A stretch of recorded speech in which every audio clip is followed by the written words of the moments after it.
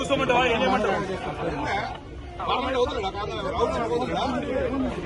Road మీద ఆపుతారు మీరు చెప్తారా మీకు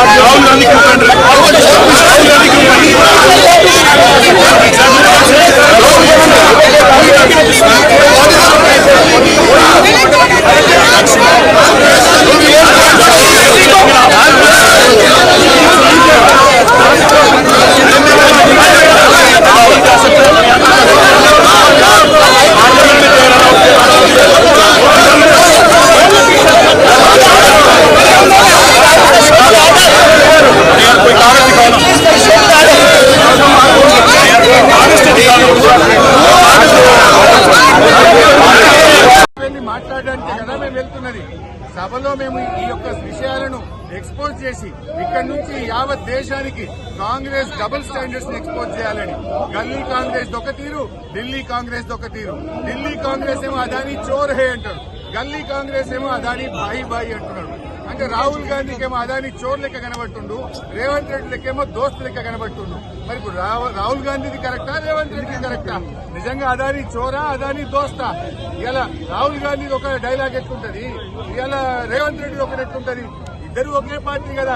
మీ నాయకుడు ఒక తీరు, నీదొక తీరా రేవంత్ రెడ్డి అని మేము అడుగుతా ఉన్నాం. కూడా చేయడం జరిగింది, కానీ పోలీస్ జులుంతో ముఖ్యమంత్రి గారి ఆదేశంతో చేస్తున్నట్టు మాకు సమాచారం అందింది. స్పీకర్ గారు ఆదేశించినట్టు అనిపించలేదు. మళ్ళీ ఒకసారి మీడియా ద్వారా స్పీకర్ గారిని అడుగుతున్నాం, మాకు ఈ గొంతు విప్పే అవకాశం ఇవ్వరా? మీరు ప్రధాన ప్రతిపక్షమైన బీఆర్ఎస్ పార్టీని మీరు అసెంబ్లీలోకి రానివ్వరా? మరి ఇదే టీషర్ట్ రాహుల్ గాంధీ, ప్రియాంక గాంధీ పార్లమెంట్లోకి వేసుకెళ్ళినప్పుడు తప్పు లేదా? మేము వేసుకుని వస్తే ఎందుకు మమ్మల్ని తప్పుపట్టి అరెస్ట్ చేస్తా ఉన్నారు మీరు అని చెప్పిన స్పీకర్ గారిని కూడా దయచేసి మీడియా ద్వారా రిక్వెస్ట్ చేస్తా ఉన్నాను. మీడియా రిక్వెస్ట్ ఏంటంటే స్పీకర్ గారిని ఈ ప్రశ్న అడగాలని కోరుతాం. గతంలో ఇట్లాంటి కార్యక్రమాలు కూడా చేపట్టారు, రైతులకు సంబంధించి కావచ్చు, ఇట్లాంటి అన్ని కూడా చేశారు కదా. ఈ రోజు ఎందుకు లోపలికి అలో చేయట్లేదు అనుకుంటున్నాం? మేము అందమైన ఫోటో ఏది రేవంత్ గారిది, అదానీ గారిది. మొన్నే జరిగిన పార్లమెంట్ సెషన్లో ప్రియాంక గాంధీ గారు, రాహుల్ గాంధీ గారు ధరించినటువంటి టీషర్ట్నే ఇదే టీషర్ట్ వాళ్ళు వేసుకొని పార్లమెంట్కి వెళ్ళారు. అక్కడేమో ఢిల్లీలో ఏమో వాళ్ళని పార్లమెంట్ రాణిస్తారు. అదే కాంగ్రెస్ ప్రభుత్వం ఇక్కడ మమ్మల్ని నిర్బంధించి మమ్మల్ని లోపల రానియట్లేదు. మేము ఏమడుగుతా ఉన్నాము, రాహుల్ గాంధీ గారు అడిగిన ప్రశ్న అడుగుతున్నాం.